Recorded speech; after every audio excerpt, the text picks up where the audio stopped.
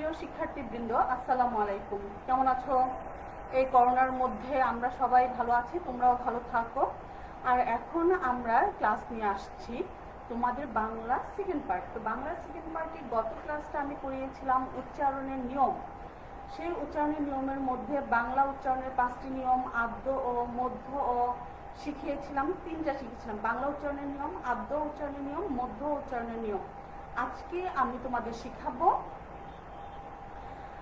অন্ত ও উচ্চারণের নিয়ম এবং বফলা মফলা এ উচ্চারণের নিয়ম। যতটা সম্ভব আমি এই 3-4টা যে উচ্চারণের নিয়ম আছে এগুলো আমি তোমাদেরকে আজকে শিখিয়ে দেব, ঠিক আছে? তো প্রথমেই আমরা শুরু করি অন্ত অ উচ্চারণের নিয়ম। অন্ত অ হচ্ছে কি শেষের অ। শেষের অ, শব্দের শেষে যদি অ থাকে সেই অটা আমরা কিভাবে উচ্চারণ করব সেটাই আজকে আমরা দেখব এবং শুরু করব। তাইলে অন্ত অ উচ্চারণের নিয়ম আমরা শুরু করছি।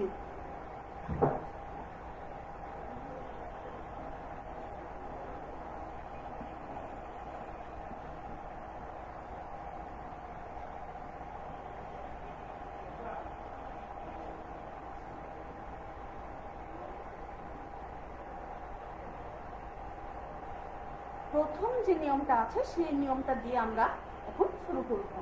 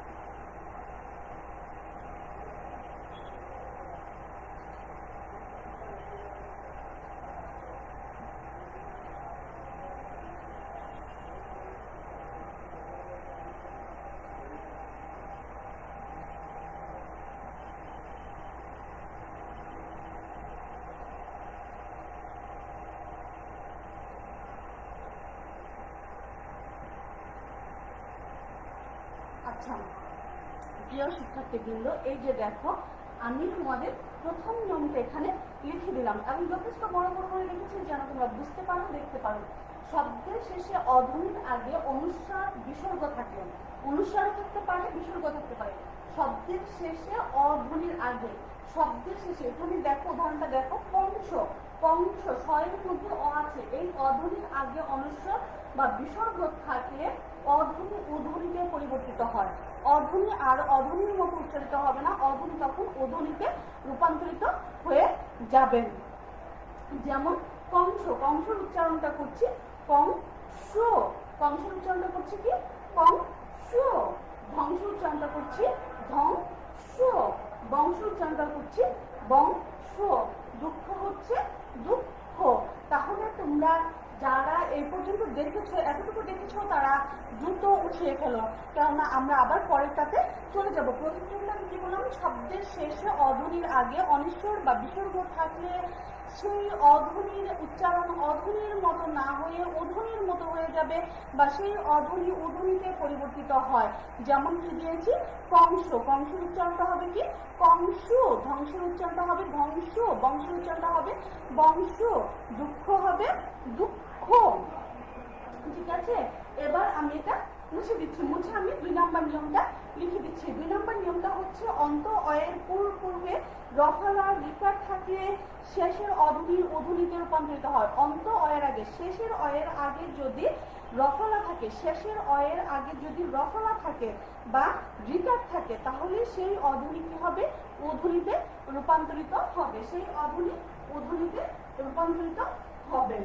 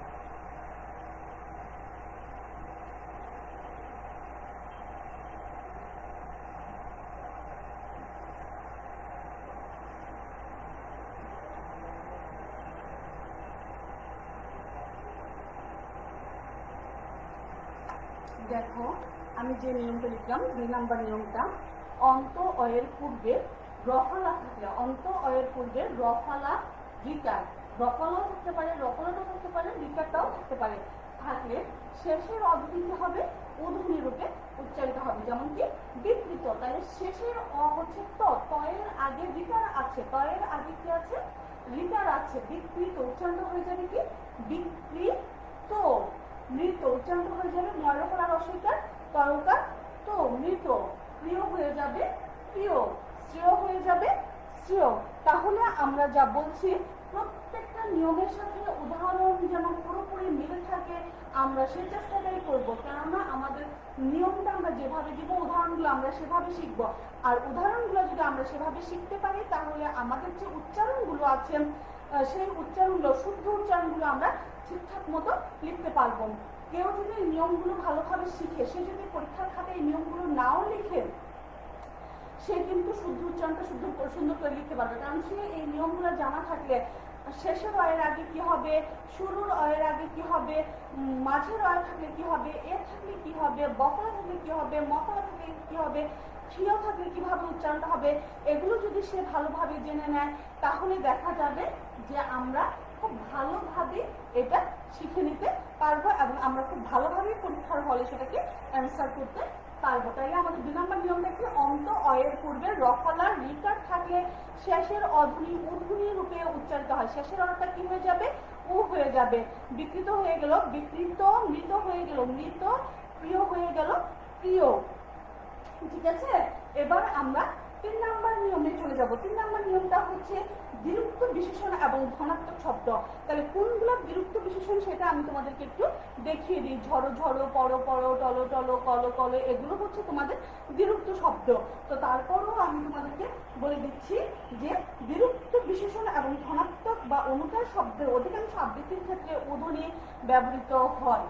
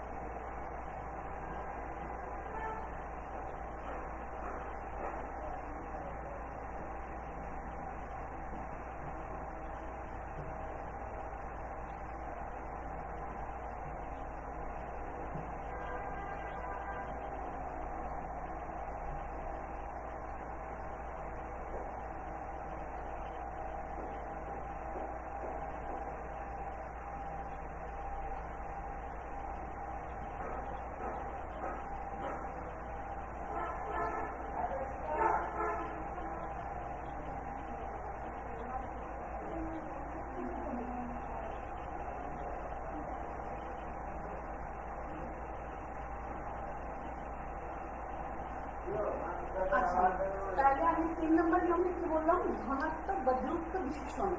দ্রুত বিশেষণ এবং ধনাত্মক বা অনুকার শব্দের অধিকাংশ, এই শব্দগুলো হচ্ছে এগুলো, যে শব্দগুলোকে আমরা দুইবার উচ্চারণ করি, পর পর, টলমল, ঝড়ো ঝড়ো, এই শব্দগুলো যখন আবৃত্তির ক্ষেত্রে এই শব্দগুলো শেষের যে অধ্বনিটা আছে বা মাঝখানে যে অধ্বনিটা আছে সেটা কি হয়ে যাবে, ও হয়ে যাবে। বিরক্ত বিশেষণ এবং ধনাত্মক বা অনুকার শব্দের অধিকাংশ আবৃত্তির ক্ষেত্রে কি হয়ে যায়, অধ্বনি হয়ে যায়। যেমন পর পর, টলমল, কলো কলো, ঝড়ো ঝড়ো, তাইলে এগুলো আবৃত্তির ক্ষেত্রে কি হয়ে যাচ্ছে, এরকমটা হয়ে যাচ্ছে। তাহলে আমরা কি করব, তাহলে আমরা এখানে 3 নম্বর নিয়মটাও ভালোভাবে মনে রাখবো, যে বিরক্ত বিশেষণ এবং ধনাত্মক অনুকার শব্দের অধিকাংশ আবৃত্তির ক্ষেত্রে কি হয়ে যায়, আবৃত্তির ক্ষেত্রে অধ্বনিতে রূপান্তরিত হয়। যেমন কি পর পর, পরটা কি হয়ে যাবে, পর পর, টলমলটা হয়ে যাবে টলমল, তারপরে কি বললাম, ঝড়ো ঝড়োটা হয়ে যাবে ঝড়ো ঝড়ম। আচ্ছা, তাহলে 3 নম্বর নিয়মটাও আমাদের শেষ। তোমরা যারা লাইভে আছো তারা দেখতে থাকো এবং ভালোভাবে লিখে নাও, প্রয়োজনে তোমরা লিখে নাও। আমি প্রত্যেকটা নিয়ম বোর্ডে লিখে দিচ্ছি। তোমাদের কোনো অসুবিধা হলে কমেন্টসে জানাও, যেন আমি আবারও তোমাদেরকে সেটা বলতে পারি। ঠিক আছে? আচ্ছা, 3 নম্বর নিয়মটা এবার আমাদের শেষ। বিরক্ত বিশেষণ এবং ধনাত্মক বা অনুকার শব্দের অধিকাংশ আবৃত্তির ক্ষেত্রে অধ্বনি হয়ে যায় বা অধ্বনি হয়। যেমন আমি কি দিলাম, পর পর, পর পর উচ্চারণটা কি হবে, পর পর, টলমল উচ্চারণটা কি হবে, টলমল, ঝড়ো ঝড়ো উচ্চারণটা কি হবে, ঝড়ো ঝড়ো। ওকে, আচ্ছা, এবার আমরা চলে যাব 4 নম্বর নিয়মটাতে।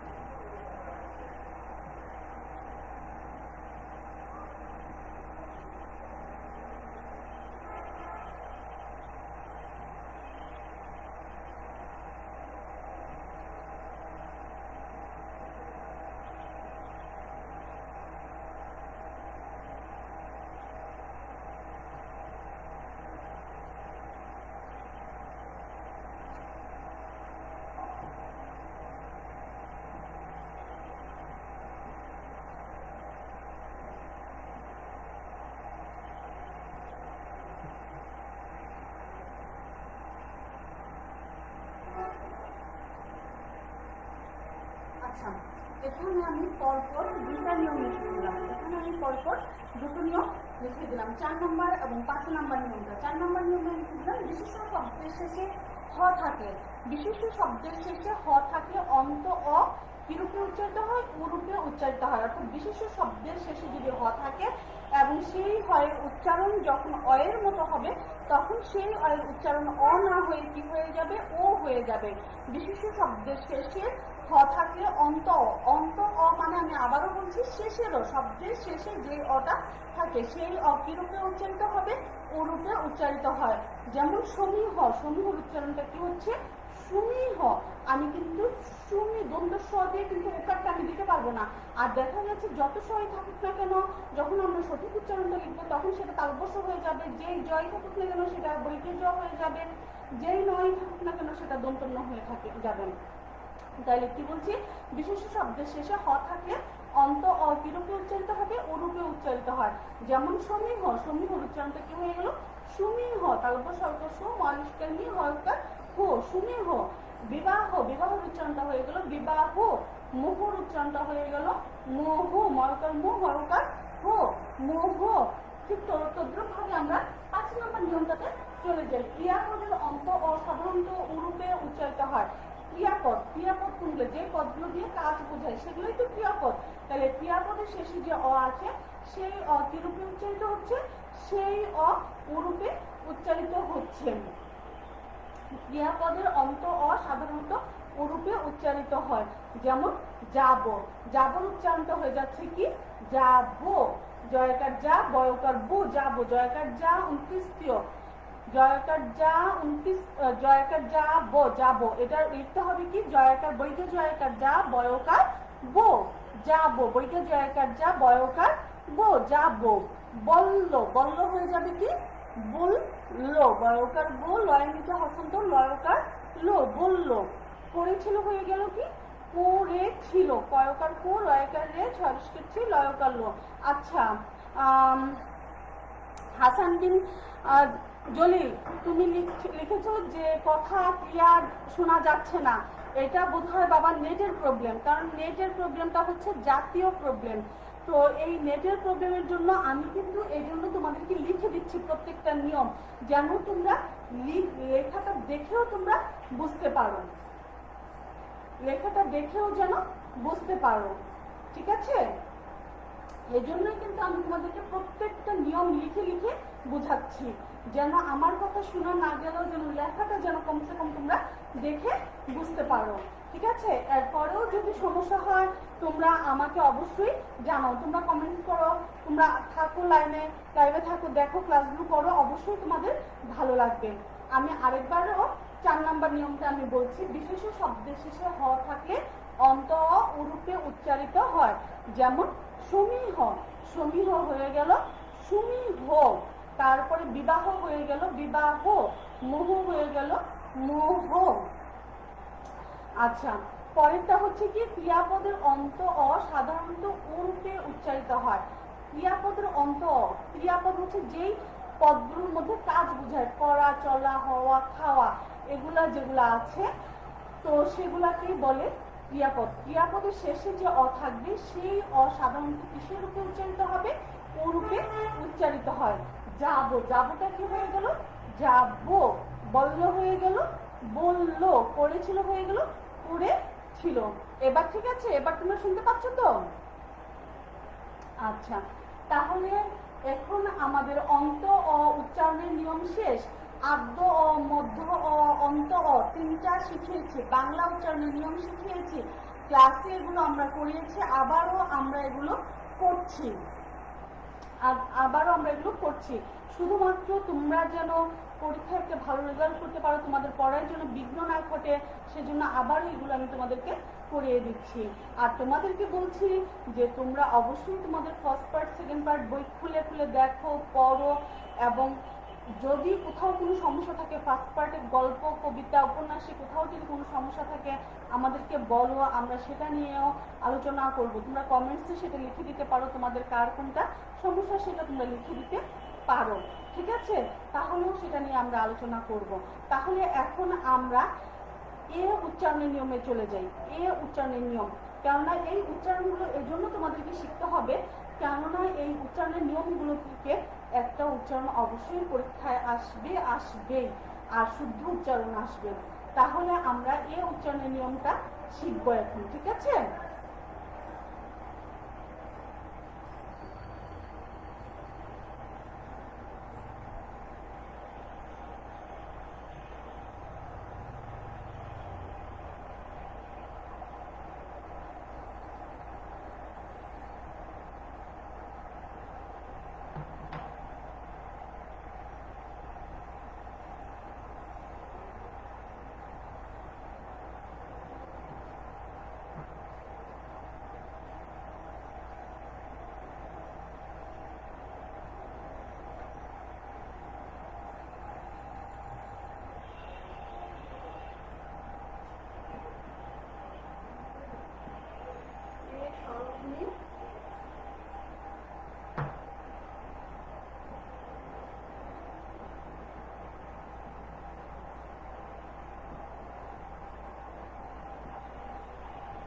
এই স্বরধ্বনি উচ্চারণের নিয়ম আমরা এখন কি শিখব? এই স্বরধ্বনি উচ্চারণের নিয়ম। আচ্ছা, প্রথম নিয়মটা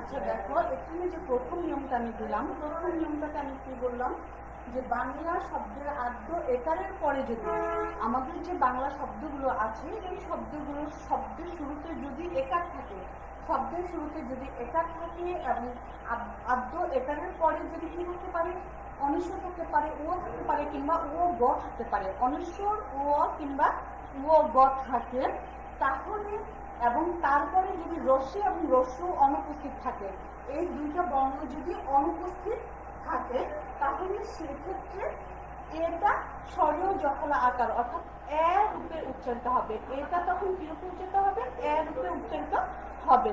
যেমন ব্যাং, আমরা এখানে লিখছি বয়কার উম, ব্যাং, এটা উচ্চারিত হবে কি? ব্যাং, বয় জফলা আকার উম। হ্যাংলা, ফাইকারটা অনিশ্বর বসন্ত রেখারা, ওই যে আমি বলছি যে বাংলা শব্দের আদ্য একারের পরে এই যে একার আছে, খে একার আছে এবং একারের পরে যে অনিশ্বর উম কিংবা উমগ, এবং এটার পরে কি আছে অনিশ্বর আছে, উমগ থাকে, এবং তারপরে রস্বী রস্যু দুইটা অনুপস্থিত থাকে, এই দুইটার একটা বর্ণ এখানে নেই, তাহলে সেই ক্ষেত্রে কি হবে, এর কি রূপে উচ্চারিত হবে, স্বরীয় জফলা আকার অথবা এ রূপে উচ্চারিত হবে। যেমন ঠ্যাংরা হয়ে যাচ্ছে কি ঠ্যাংরা, হয় জফলা আকার অনুসুর বৈষণ্য রা, ঠ্যাংরা, ব্যঙ্গমা হয়ে যাচ্ছে ব্যঙ্গমা। Clear clear. আচ্ছা, এরপরে আমরা 2 নম্বর নিয়মে চলে যাব। তোমরা যারা লিখছো তারা এটাকে উঠিয়ে নাও, তোমরা যারা লিখছো তারা তোমরা এটাকে উঠিয়ে নাও। আমি এখন আবার 2 নম্বর নিয়মে চলে যাব। খুব দ্রুত একটু উঠাবে, ঠিক আছে? ক্লাসটা যেহেতু আমাদের একটু লেখার সংখ্যা বেশি, লিখতে হয় বেশি, এজন্য একটু খুব দ্রুত তোমরা উঠাবে, ঠিক আছে?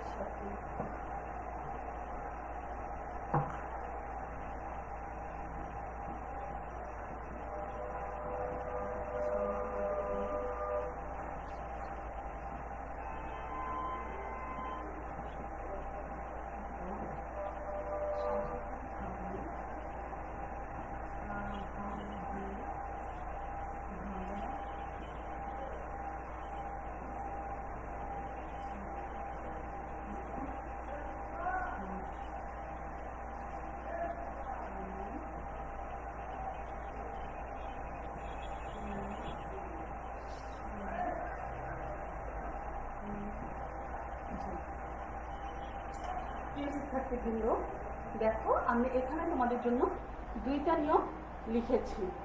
আমি তোমাদের জন্য এখানে 2টা নিয়ম লিখেছি। 2টা নিয়মের মধ্যে কি লিখেছি, একার যুক্ত একাক্ষর ধাতুর সঙ্গে আপত্যয় যুক্ত হলে সাধারণত সেই একারের উচ্চারণ এ হয়। একার যুক্ত একাক্ষর ধাতুর সঙ্গে যখন আমরা আপত্যয় যুক্ত হলে সাধারণত কি হয়, সেই একারের কি উচ্চারণ স্বরীয় জফলা আকার হয়ে যায়। সেই একার উচ্চারণ কি হয়ে যায়, স্বরীয় জফলা আকার হয়ে যায়। আচ্ছা, তো আবার বলি, একার যুক্ত একাক্ষর ধাতুর সঙ্গে আপ্রত্যয় যুক্ত হলে এখানে একটা প্রত্যয়, আমরা যখন তোমাদেরকে প্রত্যয় ক্লাস করেছি, আপ্রত্যয়, ই প্রত্যয়, উ প্রত্যয়, ই প্রত্যয়, নি প্রত্যয়, এগুলো অনেক ধরনের প্রত্যয় আমরা পড়িয়েছি। তো একটা প্রত্যয়, তো একার যুক্ত একাক্ষর ধাতুর সঙ্গে এখানে কিছু ধাতু আছে। এই যে কিন্তু বেচা, বেচাটা যখন আমরা লিখব ব্যাচ প্লাস এখানে এটাকে আমাদেরকে এভাবে লিখতে হবে। এটা হচ্ছে ধাতু, এটা হচ্ছে ধাতু, বেচ প্লাস ইকুয়াল টু বেচা, ইকুয়াল টু বেচা। এভাবে আমাদেরকে ধাতুটাকে বের করতে হবে। ঠিক খেপা, খ্যাপ প্লাস খেপা, এভাবেই আমাদেরকে বের করতে হবে। এই যে খ্যাপ প্লাস খেপা, তাহলে একার যুক্ত একাক্ষর ধাতুর সঙ্গে এই যে ধাতুর সঙ্গে যখন আমরা আপত্যয় যুক্ত করলাম, সেই আপত্যয় যুক্ত হলে সাধারণত সেই একারের উচ্চারণ কি হয়ে যাবে? স্বরীয় জফলা আকার হয়ে যাবে, অথবা যেটাকে আমি বারবার বলছি সেটা হয়ে যাবে। যেমন খেদা, খেদ প্লাস খেদা, এটার উচ্চারণটা খ জফলা আকার দিয়ে করতে হবে। যখন আমরা ধাতু হিসেবে করবো তখন খেদ প্লাস এটা আমাদেরকে লিখতে হবে। খেপা, খেপ প্লাস খেপা, বেচা, বেচ প্লাস বেচা, এটা আমাদেরকে লিখতে হবে। ঠিক তদ্রুপভাবে 3 নম্বর নিয়মটাতে আমরা চলে যাই। সর্বনাম, একাক্ষর সর্বনাম পদের এক অক্ষর সর্বনাম পদের সাধারণত স্বাভাবিকভাবে উচ্চারিত হয়। একাক্ষর সর্বনাম পদের সাধারণত স্বাভাবিকভাবে উচ্চারিত হয়। একাক্ষর সর্বনাম পদের সাধারণত স্বাভাবিকভাবে উচ্চারিত হয়। যেমন কে, সে, যে, এই যে লেখাগুলো আছে এগুলো একদম স্বাভাবিকভাবেই আসবে। ঠিক আছে, এগুলোর কোনো পরিবর্তন হবে না। আচ্ছা, এখন আমরা 4 নম্বর এবং 5 নম্বর নিয়মে চলে যাব। ঠিক আছে, 4 নম্বর এবং 5 নম্বর নিয়মে এখন আমরা চলে যাব।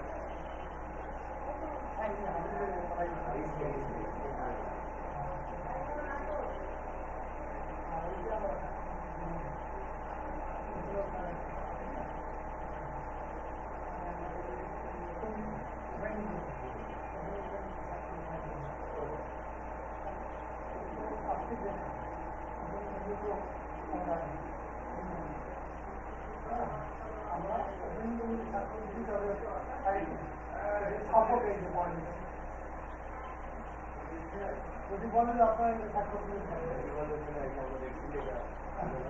বলছি সাথে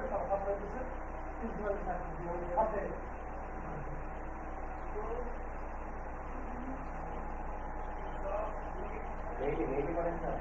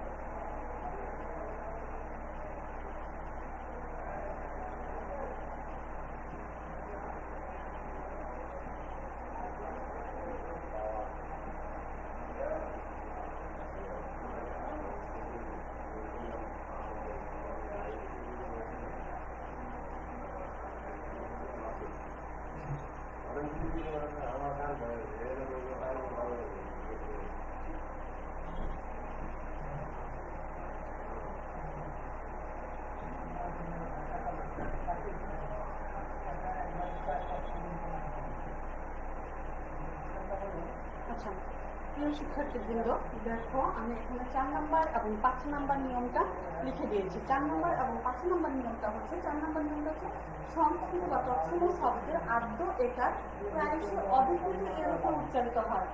সংস্কৃত বা তৎসম শব্দ, সংস্কৃত শব্দগুলো এবং তৎসম শব্দগুলো, যে শব্দগুলো সংস্কৃত থেকে সরাসরি বাংলা ভাষায় প্রবেশ করেছে সেগুলি হচ্ছে তৎসম শব্দ।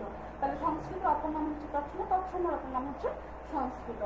সংস্কৃত বা তৎসম শব্দের আদ্য একার, অর্থাৎ শব্দের শুরুতে যে একারটা থাকবে সেই একারটা প্রায়শই কি হবে, অবিকৃত রূপে উচ্চারিত হবে। প্রায়শই সেই শব্দটা কি হবে, অবিকৃত রূপে উচ্চারিত হবে। যেমন এখানে কি আসতেছে, অবিকৃত রূপে উচ্চারিত হবে, যেমন প্রেরক। প্রেরক একটা সংস্কৃত শব্দ বা তৎসম শব্দ, এটা যেমন আছে তেমনি হবে। বেদ, বেদও একটা সংস্কৃত শব্দ, যেমন তো একটা সংস্কৃত শব্দ, যেমনই আছে তেমন রূপে উচ্চারিত হবেন।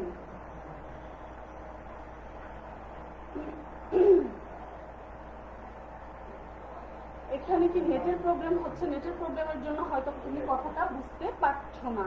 সংস্কৃত বা তৎসম শব্দের আদ্য এখানে এই জন্য আমি লিখেও দিচ্ছি। সংস্কৃত বা তৎসম শব্দের আদ্য একার, শব্দের শুরুতে যে একারটা থাকবে সেই একারটা কি হবে, সেই একারটা কি হবে, সেই একারটা প্রায়শই কি হবে, অবিকৃত ভাবে, অবিকৃত রূপে, অর্থাৎ যেরকম আছে সেরকম ভাবে উচ্চারিত হবে, যেরকম আছে সেরকম ভাবে উচ্চারিত হয়। যেমন প্রেরক, বেদ, প্রেরক, বেদ, হেমন্ত, এই শব্দগুলো। তারপরে তোমরা 5 নম্বর নিয়মে চলে যাও। 5 নম্বর নিয়মটা কি আছে? 5 নম্বর নিয়মটা হচ্ছে শব্দের মূলে ইকার বা রস্বইকার থাকলে, রিকার থাকে, শব্দের মূলে ইকার, রস্বইকার বা রিকার যুক্ত ধাতু প্রাতিপাদিকের সঙ্গে আকার যুক্ত হলে সেই ইকার একার রূপে উচ্চারিত হয়। তাহলে শব্দের মূলে ইকার বা রিকার যুক্ত ধাতু প্রাতিপাদিকের সঙ্গে আকার যুক্ত হয়েছে বা যুক্ত হলে সেই ইকার কি হবে, একার রূপে যুক্ত হবে। কখনই আকার হবে না, কখনই আকার সেটা হবে না, এবং সেই ইকারটা তখন কি হবে, এ রূপে উচ্চারিত হবে। সেই ইকারটা তখন কি হবে, এ রূপে উচ্চারিত হবে। শব্দের মূলে ইকার বা রিকার যুক্ত ধাতু প্রাতিপাদিকের সঙ্গে আকার যুক্ত হলে সেই ইকার একার রূপে উচ্চারিত হয়। সেই ইকারটা কি রূপে উচ্চারিত হয়, একার রূপে উচ্চারিত হয়।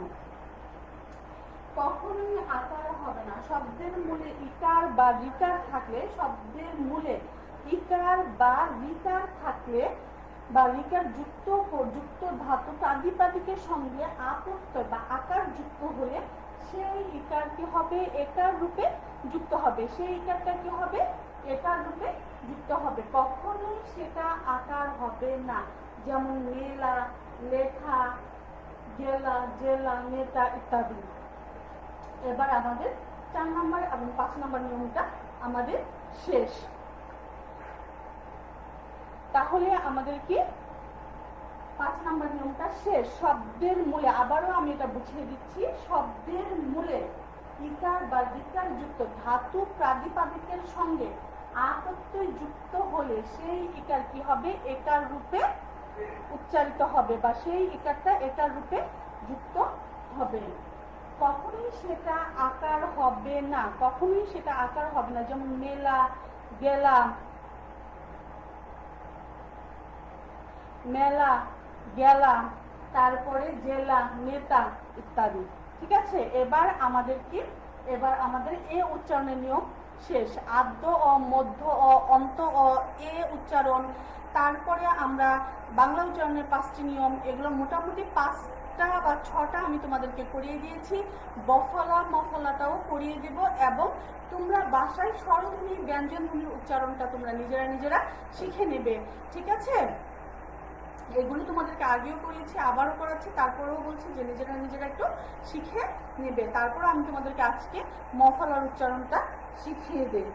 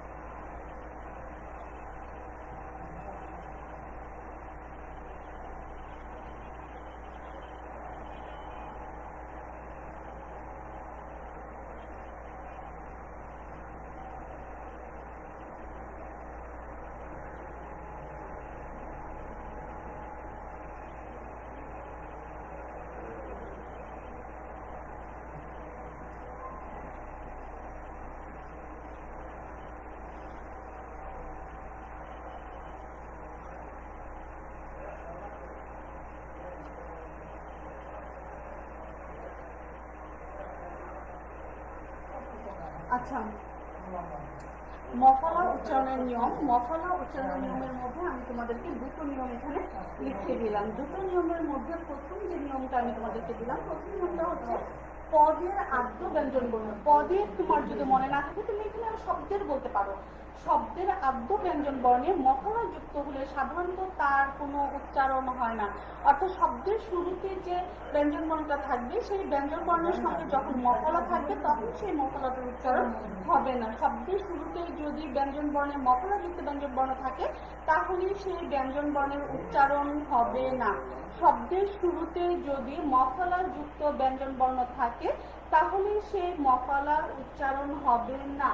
যেমন আমরা কি বলছি স্মরণ, এখানে ছয় ম র মূর্ধন্য স্মরণ, স্মরণ উচ্চারণ আমরা করলাম ঠিকই, কিন্তু সেখানে আমরা কোনো মফলার উচ্চারণ করি নি। এজন্য স্মরণটা আমাদেরকে তালব্য ছয় চন্দ্রবিন্দু লয়কার দন্ত ন আমাদেরকে দিতে হবে। দন্ত নয়ের নিচে হসন্ত অবশ্যই দিতে হবে। শ্মশান, শ্মশান আমরা বলি লিখি, যখন আমরা লিখি তখন আমরা কিন্তু ছয় ম দিয়ে লিখি। যখন আমরা উচ্চারণ করি তখন কিন্তু তালব্য স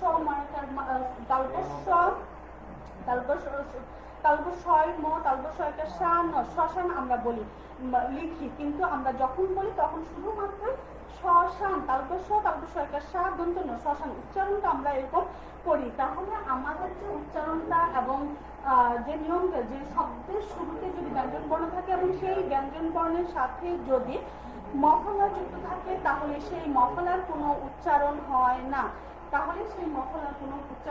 যেমন কি স্মরণ, শ্মশান, স্মারক ইত্যাদি। আচ্ছা, দ্বিতীয় নিয়মটাতে আমরা চলে যাই। পদের মধ্যে, শব্দের মধ্যে বা শেষে মফলা যুক্ত হলে, শব্দের মধ্যে বা শেষে মফলা যুক্ত হলে বর্ণের দ্বিত্ব উচ্চারণ হয়ে থাকে। শব্দের মাঝখানে বা শেষে যদি আমরা মফলা যুক্ত হয়, শব্দের শেষে বা মাঝে যদি মফলা যুক্ত ব্যঞ্জন বর্ণ থাকে তাহলে সেই সব বর্ণটার, যেই বর্ণটার মধ্যে মফলাটা যুক্ত আছে সেই বর্ণটার উচ্চারণ আমাদেরকে দুইবার করতে হবে। যেমন ছদ্ম, এখানে এই যে ছদ্মের মধ্যে আমাদের মফলা দেওয়া আছে, এটাকে আমরা লিখছি কি ছদ্ম, ছ দয়নিচ হসন্ত দয়চন্দ্র ছদ্ম, তাইলে এখানে দুইবার উচ্চারণ করতে হয়েছে, সেই বর্ণটাকে দুইবার উচ্চারণ করতে হয়েছে। পদ্ম, প দয় নিচে ম আছে, পদ্ম, এই উচ্চারণটাকে আমাদেরকে করতে হয়েছে কি পদ্ম, প দয় নিচে হসন্ত দয় উকার দু দয়চন্দ্র কিন্তু উকার পদ্ম। রশ্মি, রশ্মি বানানিও আমাদের কি আছে স্বয়ের নিচে ম আছে, এটার উচ্চারণটাও আমাদেরকে করতে হয়েছে দুইবার করতে হয়েছে। রশ্মি কারণ তালব্য স্বয়ের নিচে হসন্ত তালব্য স্বয়কে রশ্মি। তাহলে এখানে কি বলছে যে পদের মধ্যে কিংবা শেষে বা শব্দের মধ্যে বা শেষে যদি বিভাগে মফলাযুক্ত ব্যঞ্জন বর্ণ থাকে তাহলে সেই বর্ণের উচ্চারণ কি করতে হবে দুইবার করতে হবে। সেই বর্ণের উচ্চারণ আমাদেরকে দুইবার করতে হবে। যে বর্ণটার মধ্যে মফলা আছে সেই বর্ণটার উচ্চারণ আমাদেরকে কি করতে হবে দুইবার করতে হবে। যেমন ছদ্ম, ছদ্মের উচ্চারণটা ছ দয়ের নিচে ম, এটার উচ্চারণটা হবে ছ দয়ের নিচে হসন্ত দয়চন্দ্র বিন্দু উকার ছদ্ম, দুইবার দয়ের উচ্চারণ হলো পদ্ম, এখানে দুইবার দয়ের উচ্চারণ হলো। ঠিক ভাবে রশ্মি, এখানে দুইবার উচ্চারণ হলো, তালব্য স্বয়ের উচ্চারণ এখানে দুইবার হলো। আশা করি তোমরা এই দুটো নিয়ম লিখে নিয়েছ। আচ্ছা, পরবর্তী দুটো নিয়ম আবার এখানে লিখে দিচ্ছি।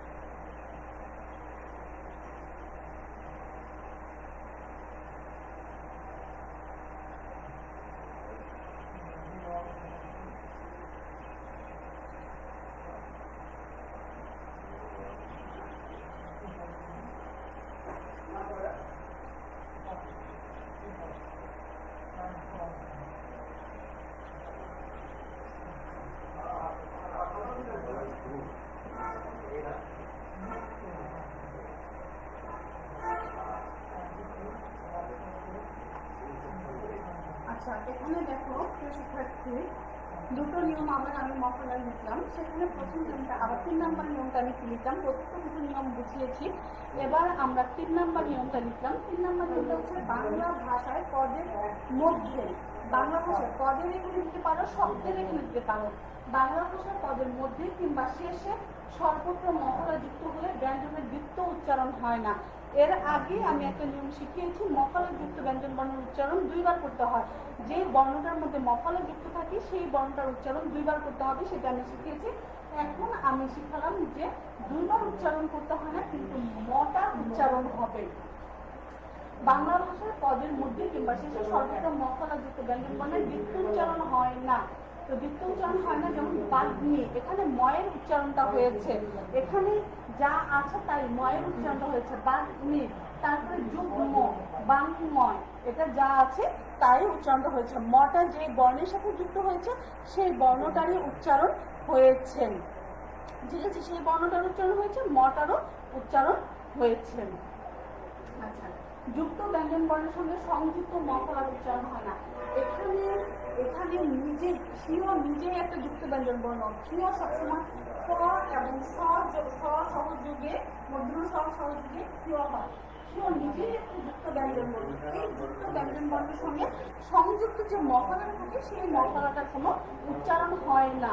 যুক্ত ব্যঞ্জন বর্ণের সঙ্গে সংযুক্ত মফলার কোনো রকম উচ্চারণ হয় না। যুক্ত ব্যঞ্জন বর্ণের সঙ্গে সংযুক্ত মফলার কোনো রকম উচ্চারণ হয় না, ঠিক আছে?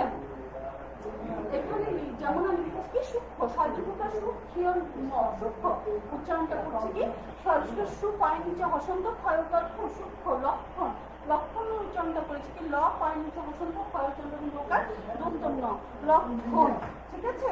এবার আমি তোমাদেরকে 5 নম্বর নিয়মটা করিয়ে দিই। 5 নম্বর নিয়মটা করানোর পরে আজকে তোমাদের লাইভ ক্লাসটা আমি শেষ করে দেবো, কারণ এখানে যে আমরা কি কি নিয়ম শিখলাম সেটা সম্পর্কে আমরা একটু আলোচনা করব।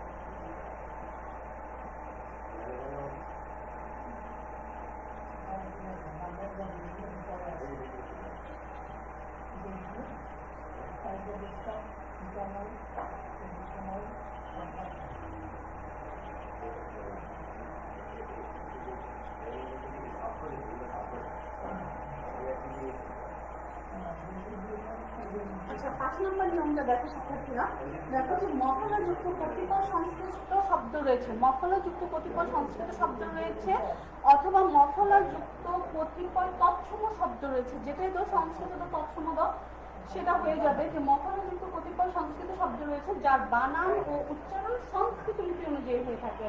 সংস্কৃত নিয়মে যে বানান বা উচ্চারণ দেওয়া হয় সে অনুযায়ী হয়ে থাকে। তাহলে মফলযুক্ত কতিপয় সংস্কৃত শব্দ রয়েছে যার বানান ও উচ্চারণ সংস্কৃত লিপি অনুযায়ী হয়ে থাকে। যেমন কুষ্মাণ্ড, কুষ্মাণ্ড এটার উচ্চারণটা আমরা কিভাবে করবো? কুষ্মাণ্ডু, পরস্পর্ক তালবসায় নিচে হসন্ত ময়কার মা দন্তময় নিচে হসন্ত দরকার দু, কুষ্মাণ্ডু, কুষ্মাণ্ডু। স্মিত, স্মিত উচ্চারণটা হচ্ছে স্মিত, স্মিত। এরপর হচ্ছে সুস্মিতা, উচ্চারণটা হবে সুস্মিতা ইত্যাদি। তাহলে এভাবে আমরা কি করব? এভাবে আমরা প্রত্যেকটা নিয়ম আমরা শিখে নিব। তাহলে আজকের মতো ক্লাস এখানে শেষ। তোমরা প্রত্যেকেই ভালো থাকবে, প্রত্যেকেই বাসায় থাকবে, সুস্থ থাকবে, নিরাপদে থাকবে। ওকে, আল্লাহ হাফেজ।